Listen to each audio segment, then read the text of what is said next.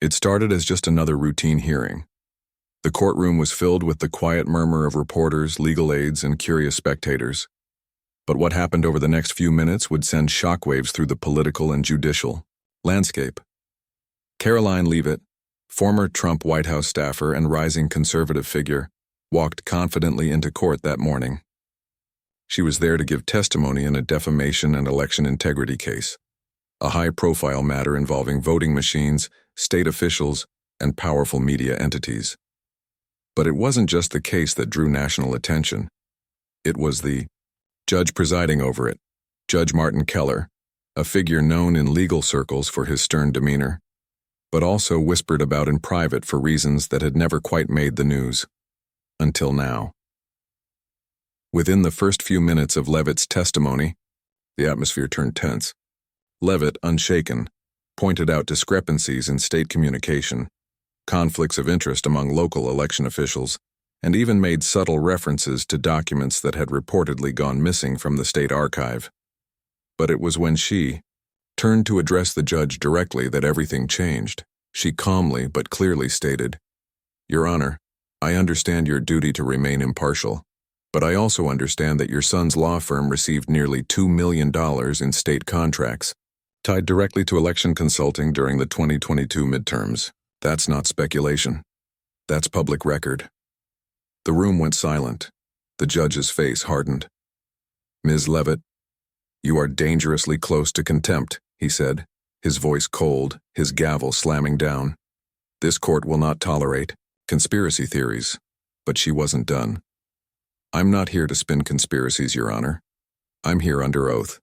And under oath, I'm also obligated to point out what appears to be a direct conflict of interest." Then, the slap came, figuratively but unmistakably. Judge Keller, red-faced, struck down her statement from the record. "Stricken. The jury will disregard. This court will not be used for political theater."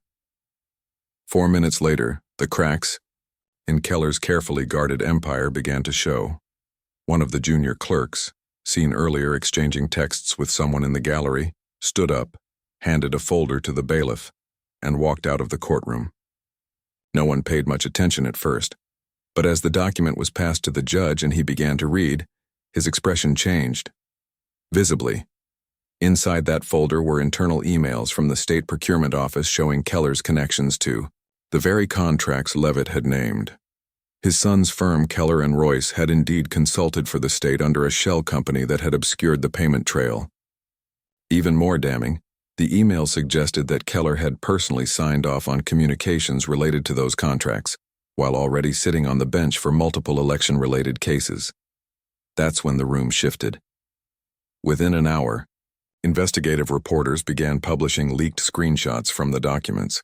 Independent watchdog groups called for Keller's immediate recusal from any election cases, and a petition for a judicial review gained 50,000 signatures before the day was out. By sunset, national headlines had already picked up the story. Conflict of interest rocks state judiciary. Judge under fire after Leavitt confrontation. Keller and son named in new contracting scandal. Karoline Leavitt's courtroom moment had become something far bigger than anticipated.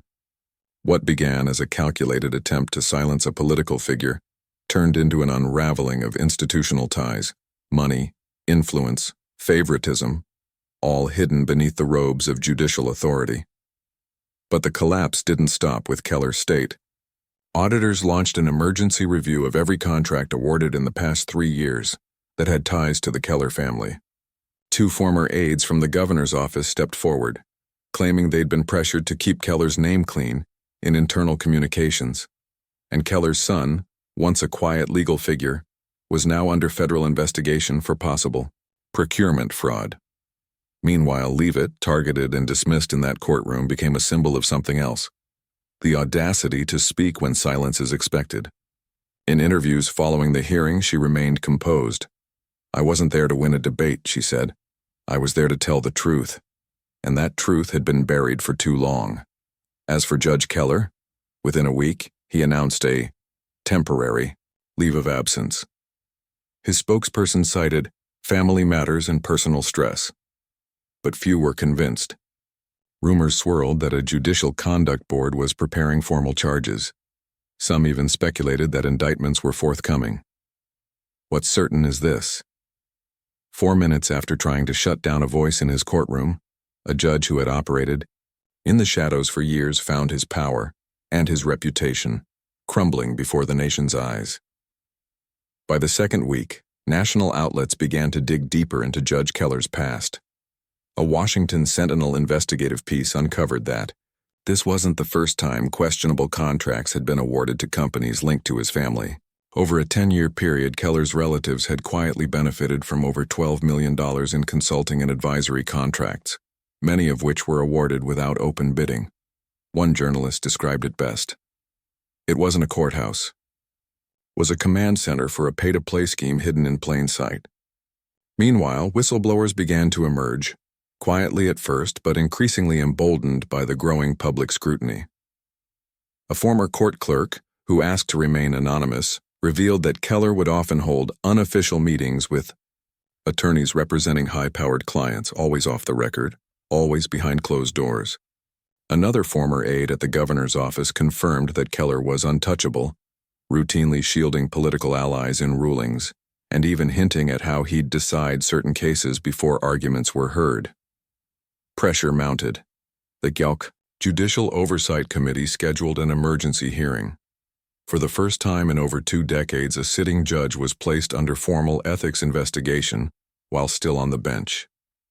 The committee cited serious concerns of impartiality, misuse of judicial authority, and undisclosed financial interests. Back on the public stage, Karoline Leavitt wasn't just reacting, she was leading.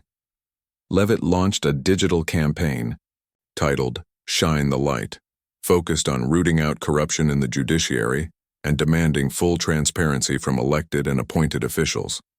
Her campaign drew attention from allies and critics alike, but no one could deny its momentum. "I wasn't expecting to be the spark," Leavitt said in an interview with Newsfront. "But the fire is real, and it's not just about Keller. It's about every official who thinks the system exists to serve them instead of the people." She started making appearances on major political talk shows, fielding interviews with calm precision and referencing document trails, email records, and procurement reports like a seasoned litigator. She made it clear this wasn't personal, it was systemic. And then came the biggest twist yet. An internal memo from the Department of Justice was leaked, confirming that a federal task force had opened a preliminary investigation into Keller's dealings, not just in his home state but across a multi-state network of judicial consulting firms. Several of these firms had ties to election tech vendors, lobbying groups, and high-ranking officials in neighboring states. Federal investigators began issuing subpoenas. One of Keller's longtime associates, his former law school friend and business partner, was arrested on charges of wire fraud and obstruction of justice. His firm had received state funds through a shell entity managed by Keller's cousin, and the paper trail led straight back to court decisions that favored those same clients. The legal community was stunned. Judicial integrity, often discussed in abstract terms, was now front and center in a very real scandal with names, numbers, and consequences. Public outrage boiled over. Protesters gathered outside the state capitol holding signs reading, "Equal justice, not family justice. Judges are not kings. One voice, one truth. Thank you, Karoline." And all the while, Keller remained silent. No statements, no rebuttals, no public appearances. The man who once commanded fear and deference now sat isolated, his empire fracturing with every news cycle. In a final twist that few saw coming, a group of bipartisan lawmakers introduced the Judicial Transparency and Accountability Act, a sweeping piece of legislation that would require judges to disclose financial interests in real time, eliminate non-competitive state contracts, and create an independent audit body to review high-risk judicial decisions. As the bill gained traction, Karoline Leavitt stood alongside a group of grassroots leaders at a press conference. Her message was short, but it struck a chord. "We're not here to destroy institutions. We're here to rebuild trust. And trust starts with truth." The end of the month, Judge Keller officially resigned.